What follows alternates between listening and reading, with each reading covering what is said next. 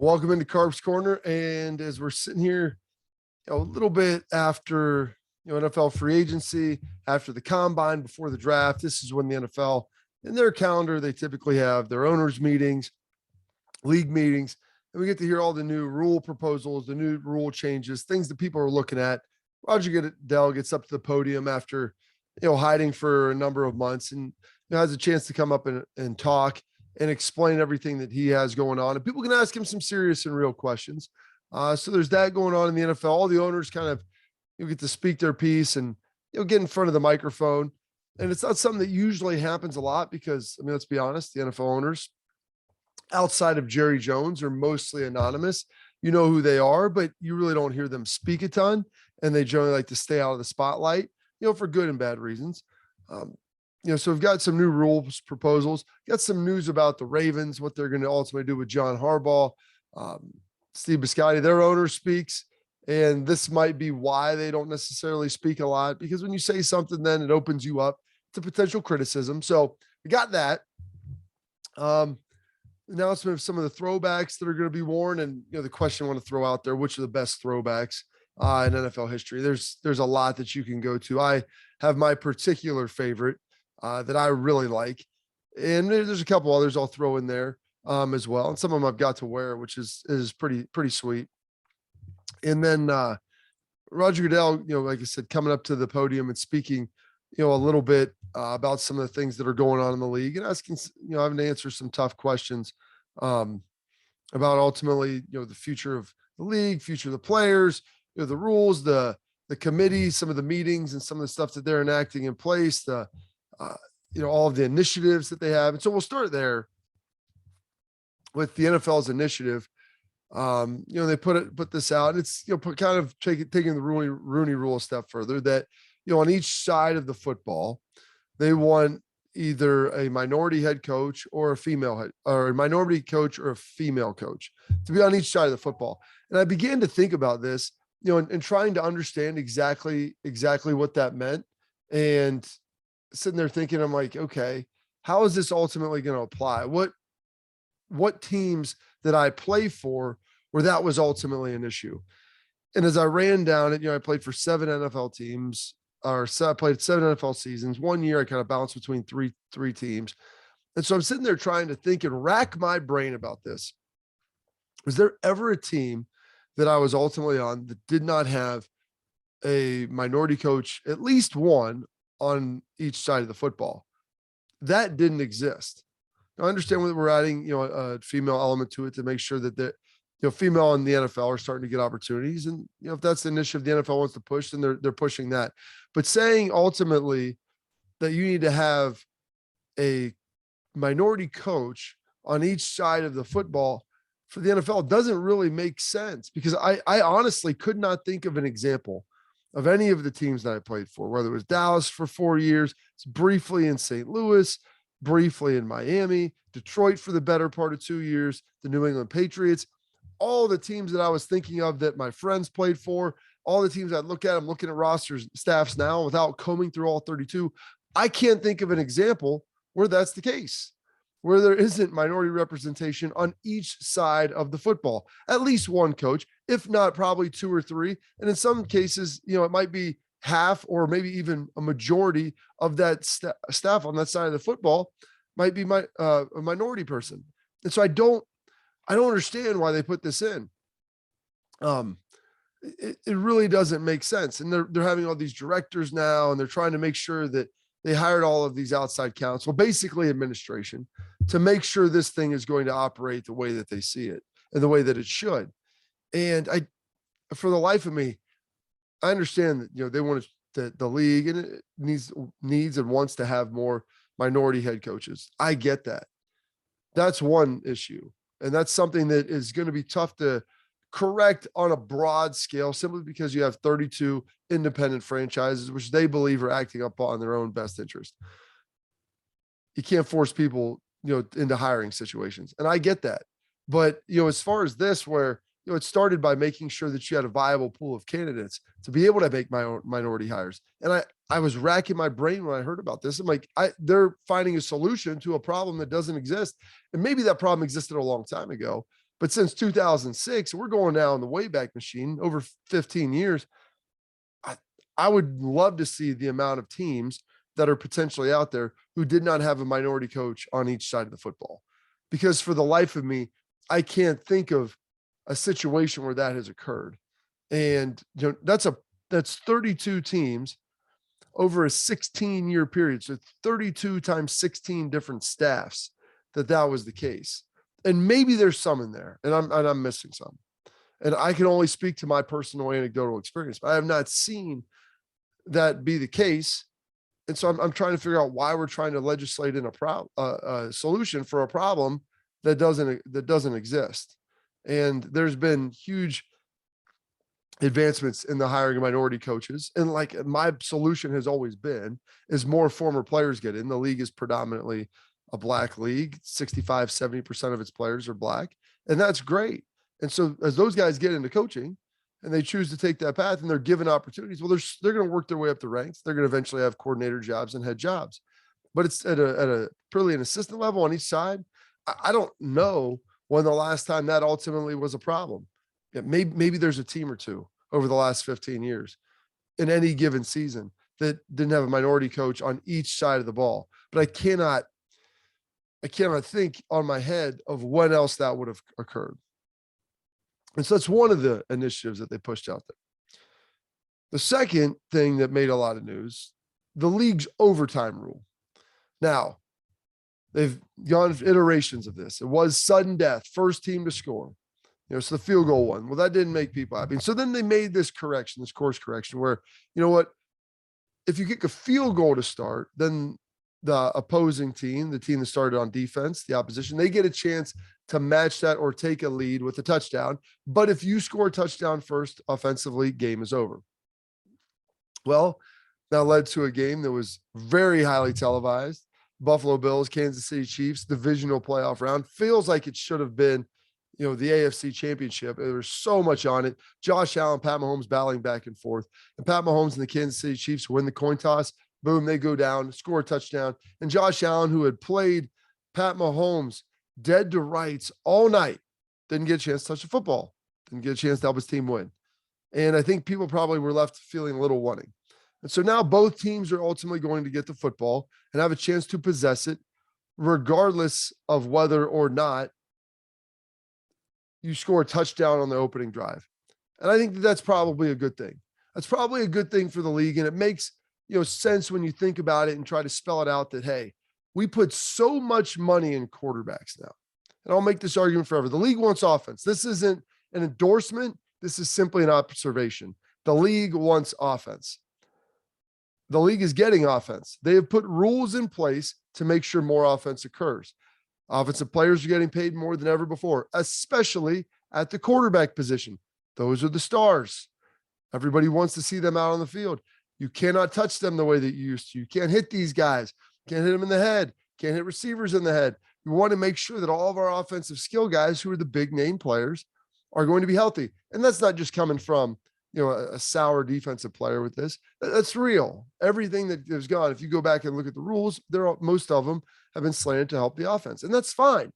But in doing so, you can only hear the criticism now when you get into overtime and your team invested so much in offense and you've got a great quarterback. Those guys didn't get a chance to go score. So there was the problem. And so the NFL made this rule change where both teams will get the ball only for the playoffs right now. And I would imagine that if this goes off and it's successful, and honestly, I can't really imagine how many games in the playoffs go to overtime. It's not many. It's only a handful probably each and every year. It's not like you sit there in the playoffs and every game is coming down to the wire. This year it did, and it was terrific. 90% of the games were fantastic, and the games that weren't even decided by 3 points were usually because someone scored a touchdown in overtime to end it, but it was tied at the end of regulation. And so I would anticipate that this will be the move that ultimately happens. But if this goes back to all of the offensive influence that it has, that the league has pushed, and because of that, fans want to see their quarterbacks with the football. And I get it. It makes sense. The rule now makes sense.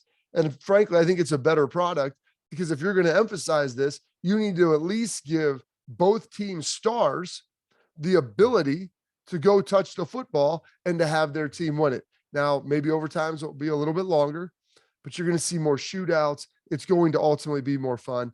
And people now, right, wrong, or indifferent, they equate offense with fun, offense with more entertainment.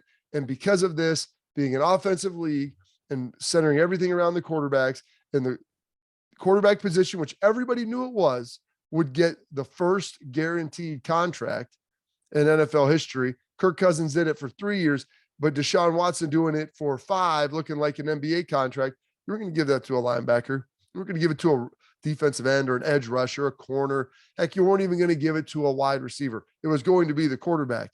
And so now, should the Cleveland Browns at some point make the playoff in the future with Deshaun Watson, and they are tied going into overtime at the end of regulation, and the opposition gets the football, regardless or not of whether they score a touchdown, you're going to get to see the player with the largest guarantee in NFL history ultimately get the ball and get a chance to go lead his team down and at least tie the game, or heck, maybe they go for 2 and try to win it right there.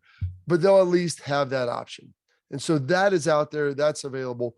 And there's rumblings that might not get passed, but the owners understand what butters their bread. They've created this, and I wouldn't say it's a monster. They've created this offensive league. And so with that, you ultimately have to give the people what they want, which is more offense, their players getting a chance on that side of the ball to ultimately win the game. And sports is entertainment. It is competition, but it's also entertainment, and you need to have the most compelling product on the field. And this will help do that to assure people if there's overtime in the playoffs, both quarterbacks are going to be able to touch the football. All right, a couple other big stories here in the NFL. Number one, Roger Goodell taking the podium, the commissioner, talking and addressing some of the issues with Deshaun Watson. And last year, obviously, he didn't play at all. And so it was almost kind of a wink in the nod. The Texans didn't have to put him on the commissioner's exempt list, or because the commissioner never did, but they were never going to play him. And so the commissioner never put him on that. The Texans never forced his hand by trying to play him. He didn't want to play anybody anyway, and it worked out for everybody. And so here's now the issue. Roger Goodell came out and said that since the criminal aspect of Deshaun Watson's accusations is now mostly wrapped up, unless something else new comes out, he really isn't eligible for the commissioner's exempt list. And so what that says is it's an either all or nothing proposition. Either he's going to be suspended for some period of time, unbeknownst to us at this point. And Roger Goodell wasn't tipping his hand at all with that. Maybe it's 2 games, 4 games, 6 games, 8 games. I'm leaning to think it's going to be somewhere between 3 and 6, just based upon precedent. Zeke Elliott, some other guys who've gotten in trouble, and there wasn't a criminal element to it. And there were never criminal charges brought, but there was obviously some legal issues that arose with that. And so he's not going to be eligible for that commissioner's exempt list. So the suspension will ultimately happen, and they'll know before the season, or maybe he doesn't get suspended at all. That might be the other possible avenue, the other possible lever that could potentially happen. And so those are a couple of the viable things that could be happening. But the fact that he said he's not eligible for the commissioner's exempt list, Deshaun Watson is not going to be getting paid on the Cleveland Browns and ultimately not playing, which is what the commissioner's exempt list is for. And it was created if there's any type of criminal ambiguity to make sure that you're not playing guys while they're currently under investigation and something more serious can happen. And so it exists really during the season. We're in the off season now. All the criminal elements have been defined. And like I said, unless new information arises. And so because of that, not going to be eligible. And so he's going to, bring down his suspension or whatever verdict Roger Goodell issues. That will obviously happen. And it will not be the commissioner's exempt list. So I think that's pretty pertinent information. It's understanding that the Browns will know, they will have a defined time of how long they're not going to have Deshaun Watson should he end up being suspended. It's not going to drag out and be completely ambiguous of whether or not he should be suspended or not. And he's just going to sit on the commissioner's exempt list and ultimately collect checks. So that's nice as far as the Cleveland Browns. You at least have some clarity on the situation that this thing will not drag into oblivion. And you will ultimately understand, hey, number of games suspended, we got that, but he's not going to be living on the commissioner's exempt list for the, a quarter of the season, half the season, while some of these civil proceedings are ultimately unwound. And so with Deshaun Watson, his contract, obviously $230 million guaranteed.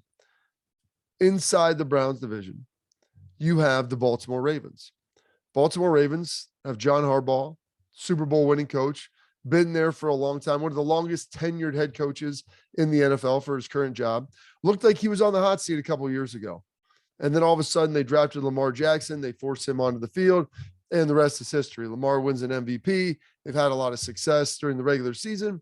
Maybe not as much in the playoffs as they ultimately would have liked, but they've been able to go out there and put a great product on the field and really resurrect, John Harbaugh's career, because it looked like maybe he was getting stale, and possibly the Ravens, who are incredibly patient, could be making a change in the future.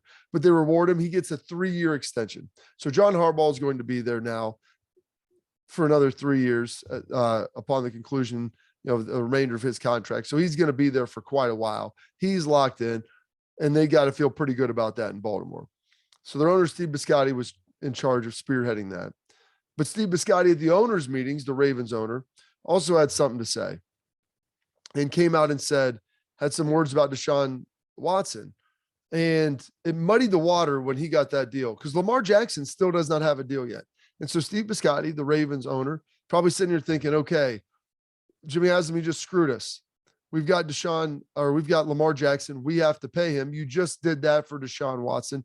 This is going to be the precedent that's going to be set forth.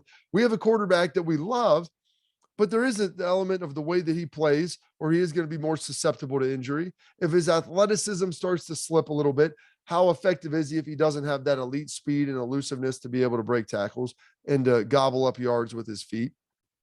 Teams would be able to start playing you a little bit differently. And so he gets that fully guaranteed deal. And so that, he obviously has some statements about it saying, I don't know if he should have been the first guy to get a guaranteed deal of a fully guaranteed contract, really of that size. And so a couple of reasons for that. Number one, obviously there's the criminal element and the accusations, which are very serious. And maybe Steve Bisciotti's referring to that. There's also the element of the fact that Lamar Jackson element that I brought up. And how is he ultimately going to treat that? This really put the Ravens between a rock and a hard place. And I addressed it, a couple episodes ago, where Lamar Jackson's next up.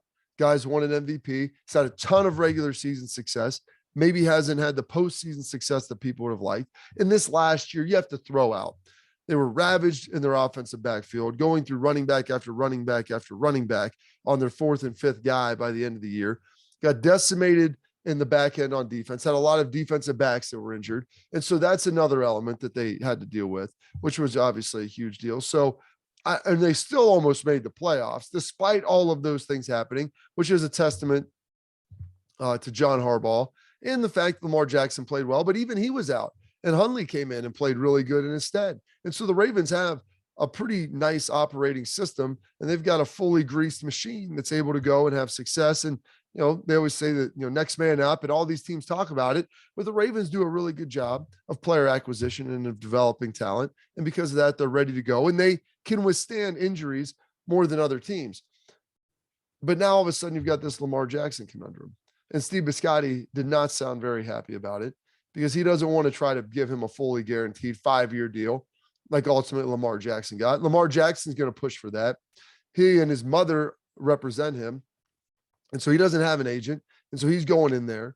He wants to stay in Baltimore. He's said publicly as much he wants to stay in Baltimore.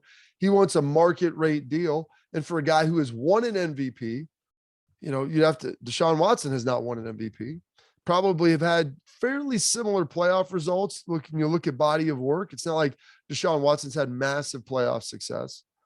And so there's your comp right there, Steve. And I know Steve Bisciotti is not happy about it. And we can talk about how it's maybe the off the field issues and it's the accusations of the sexual assaults and him making the statement, I don't know if he should have been the first guy to get that deal. But really, it comes down to the fact that I'm kind of salty that my guy doesn't have a deal yet. And now I'm going to be negotiating against that. And this is what I'm going to have to work against, that precedent that was set.